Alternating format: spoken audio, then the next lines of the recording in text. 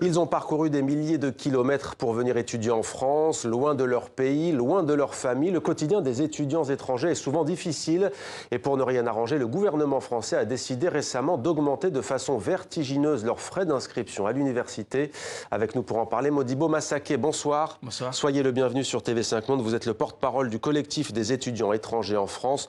Vous êtes arrivé en provenance du Mali en 2013, il y a maintenant 6 ans, et vous êtes étudiant en master en sciences de l'éducation à Nanterre, près de Paris. Hamza Sabeg, vous êtes également étudiant à Nanterre, près de Paris. Vous êtes le porte-parole de l'Union des étudiants internationaux. Vous êtes en master de psychologie et de neurosciences. Modibo Massaké, pour commencer, Rennes 2, Le Mans, Paris-Saclay, Clermont-Auvergne. Une quinzaine d'universités françaises au total ont décidé de ne pas appliquer à la rentrée prochaine ces augmentations spectaculaires de vos frais de scolarité. Pour vous, c'est une première victoire ? C'est le soutien des universités, c'est quand même quelque chose qui réconforte les étudiants étrangers parce que maintenant, le gouvernement, à travers cette mesure, va inciter beaucoup d'étudiants étrangers soit à renoncer à leurs études, soit à ne pas renouveler leur titre de séjour parce qu'ils n'auront pas la possibilité de s'inscrire dans les universités, vu les frais de scolarité qui ont été multipliés par 15.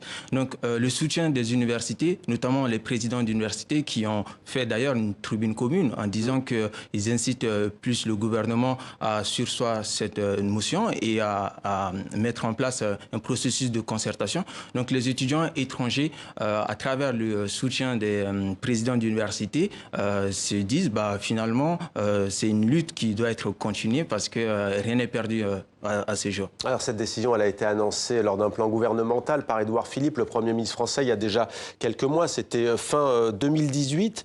Le plan, et précisément cette question des frais de scolarité, est baptisé « Bienvenue en France ».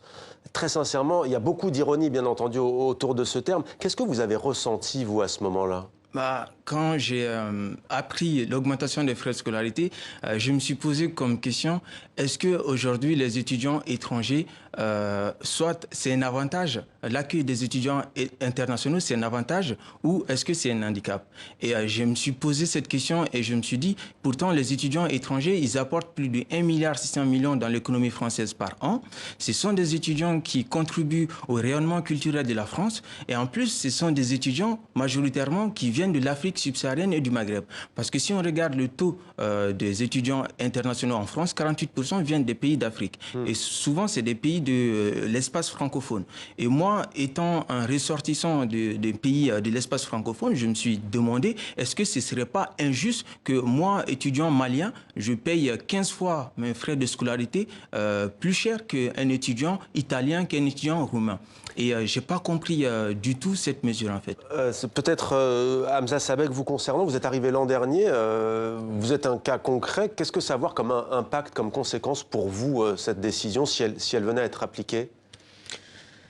Oui, moi je suis venu cette année en tant qu'étudiant étranger d'origine marocaine. J'ai voulu que les choses s'améliorent, que les conditions de bienveillance aux étudiants étrangers s'améliorent de plus en plus, mais c'est le contraire qui vient d'être appliqué. Maintenant, il y a la hausse des frais d'inscription. Ce n'est pas comme ça qu'on améliore les conditions. Il y a plusieurs conditions où les étudiants étrangers trouvent des difficultés pour s'intégrer, pour suivre leurs études. Ils sont obligés à travailler, ils sont obligés à dépenser des heures et des heures pour financer leurs études. Et maintenant, on vient d'imposer une autre chose aux étudiants étrangers. Et on trouve beaucoup des inégalités déjà. Il y a des inégalités d'accès au Crous. On trouve que les étudiants étrangers, notamment les étudiants qui sont subsahariens et maghrébins, ils sont les derniers à avoir la chance pour accéder au Crous et aux cités universitaires. Et que les étudiants français et européens, ce sont les plus favorisés à intégrer au Crous. On va rappeler quand même ces frais de scolarité, hein, vous disiez 15 fois. Alors, il fallait débourser 170 €, ce sera désormais 2770 € pour une licence, 243 € ou 380 € en master ou doctorat, ça va passer à 3770 €. Vous, dans ces conditions-là, vous ne pouvez plus continuer à étudier en France, si c'est appliqué. Même si un étudiant étranger, et je parle de moi-même et de tous les étudiants étrangers, même s'ils travaillent, même s'ils travaillent à 20 heures au maximum, parce que à leur titre de séjour, ils ont droit que à 20 heures de travail. Ça veut dire qu'ils vont dépenser 20 heures par semaine. Ça veut dire 20 heures par semaine. Et ils vont laisser leurs études pour aller travailler afin de payer les frais d'inscription. Ils ne vont même pas arriver à payer ces frais. Et c'est d'ailleurs déjà le cas. Hein. Il y a déjà de nombreux étudiants en provenance d'Afrique notamment, extra-communautaires, qui travaillent. Oui, parce que les étudiants, ils travaillent à côté de leurs études. Déjà, ça, c'est quelque chose qui fait en sorte que les étudiants arrivent moins à réussir dans leurs études parce que c'est pas évident de travailler en même temps de faire les études. Mais quand même bien, souvent, c'est une nécessité parce que justement... Y compris pour les étudiants français d'ailleurs, on le rappelle. Oui, voilà. Hein. Et c'est une nécessité de travailler pour subvenir à nos besoins. Et en même temps, techniquement, cette mesure, si elle vient être appliquée, c'est que les étudiants étrangers sont soumis à un quota d'heures. Donc, ils ne peuvent pas dépasser 20 heures par semaine. Avec 20 heures par semaine, on gagne à peu près 600, 700 euros. Or, en gagnant ce montant-là, il faut payer le loyer, il faut payer les frais de transport, donc il faut se nourrir. Donc, pratiquement, les étudiants étrangers ne peuvent même pas envisager de mettre de l'argent de côté pour pouvoir s'inscrire à partir de l'année prochaine. C'est d'autant plus difficile qu'on ne le dit pas assez, mais vous devez avoir sur votre compte en banque, avant même d'arriver en France, une certaine somme. Quelle est-elle? Effectivement, avant même de prétendre vouloir venir en France pour faire ses études, on passe par Campus France, qui est l'organisme qui s'occupe des démarches administratives. Et Campus France fait déjà une sélection au préalable. Et c'est une sélection qui repose sur 2 critères. Est-ce que l'étudiant est capable de justifier 7 000 euros dans une banque?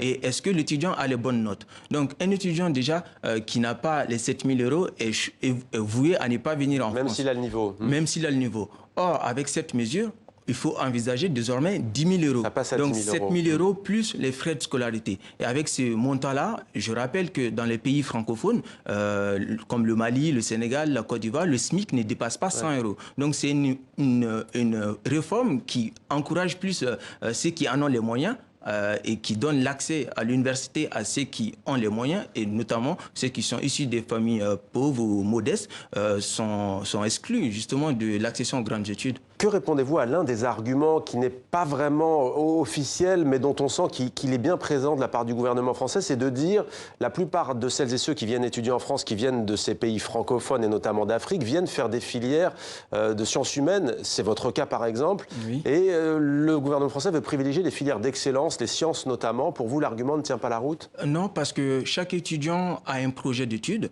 et chacun fait les études qui lui semblent cohérentes pour se réaliser. Et là encore, il faut qu'on se pose une vraie question. Quelle est la finalité de l'école? Quelle est la finalité de l'université? Est-ce que c'est juste de nous donner des diplômes pour qu'on aille ensuite sur le marché du travail? Ou c'est juste un moyen? L'université, c'est un endroit où on acquiert les savoirs, où on apprend des choses sur soi, où on se réalise en tant qu'individu. Et si on parle de cette deuxième conception, je pense qu'il faut laisser le choix à tout jeune étudiant à vouloir faire la filière qui lui semble cohérente et dans le cadre de son projet d'études. Hamza Sabek, le gouvernement français dit aussi qu'il y aura plus de bourses accordées. Vrai ou faux? Notamment, les conditions d'accès aux bourses, ils sont très difficiles, et surtout pour les étudiants qui viennent du Maghreb, qui viennent du subsaharien. Et ces bourses, même s'ils vont être accordées, elles ne vont pas être accordées à la globalité des étudiants qui sont déjà présents ici au territoire français, des étudiants étrangers. Ça veut dire presque 80%. Ils vont pas avoir la chance d'avoir une bourse. Ça veut dire ces 80%, on va faire quoi pour eux? Ça veut dire s'ils vont pas avoir une bourse, ils vont faire quoi? Ça veut dire ils vont revenir à leur pays. C'est un peu illogique. Pourquoi ne pas rester étudier au pays, au Maroc, au Mali notamment? Que répondez-vous à celles et ceux qui disent que pour développer aussi ces pays d'Afrique francophone, il faut étudier au pays? Tout en sachant que le niveau académique en France, c'est un niveau c'est de haut niveau. Et les étudiants qui viennent de l'Afrique et qui viennent des autres pays, ils viennent en France pour 2 raisons. La première raison, c'est le haut niveau des études. La deuxième raison, c'est que les études, elles sont moins chères que les autres pays. Ça veut dire que comme la Bretagne ou comme les États-Unis, etc. Et les étudiants qui sont plus riches dans les pays du Maghreb et des pays subsahariens, ils vont à l'Amérique, ils vont à la Bretagne, ils ne viennent pas en France. Les étudiants qui sont moins fortunés et qui sont ambitieux, ils viennent ici en France. Ils viennent ici pour étudier, pour avoir de l'expertise, revenir à leur pays pour les développer. Vous partagez? Oui, effectivement, je pense qu'il faut aussi poser la question de la responsabilité des États africains parce que c'est pas, cette situation est révélateur d'une autre réalité, c'est que les universités dans nos pays ne sont pas forcément de bonne qualité et en même temps, il faut aussi, si on pousse la réflexion un peu plus loin, dans les années 80, il y a eu des politiques d'ajustement structurel qui ont été imposées sur nos États à travers la Banque mondiale, le FMI. Donc ces politiques d'ajustement ont fait en sorte que nos responsables politiques se sont désengagés à mettre en place des universités de bonne qualité. Ce qui fait qu'aujourd'hui, ceux qui ont les moyens, ils préfèrent envoyer leurs enfants à l'étranger, modestement. Et en même temps, il faut aussi que les États africains, et là je fais un appel en tant qu'étudiant, en tant qu'Africain, que nos États se saisissent justement de cette question pour que, par exemple, les étudiants européens ils peuvent voyager un peu partout à travers le système Erasmus, mais chez nous, on n'a pas encore mis en place ce genre de système. Et pourtant, il faudra harmoniser l'enseignement supérieur, ne serait-ce qu'à l'échelle continentale, à l'échelle africaine. Tout à l'heure, vous disiez que les étudiants africains, notamment extra-communautaires, extra-européens, apportaient à l'économie française. Si les universités aujourd'hui vous soutiennent, en tout cas une quinzaine, et veulent ne pas appliquer ces frais, c'est aussi parce qu'elles ont peur pour la recherche. Elles disent que cette réforme risque de porter un coup terrible à la recherche en France. Oui, effectivement, parce que la majorité des étudiants qui sont doctorants ne sont même pas français. Ça, c'est un constat. Et le deuxième constat, c'est que les étudiants étrangers, ils apportent aussi leur richesse quand ils viennent. Ils apportent une autre culture, ils apportent la diversité. Or, en mettant à dos une grande partie des étudiants étrangers, c'est la recherche qui perd en fait de sa vitalité, de la qualité même de l'enseignement.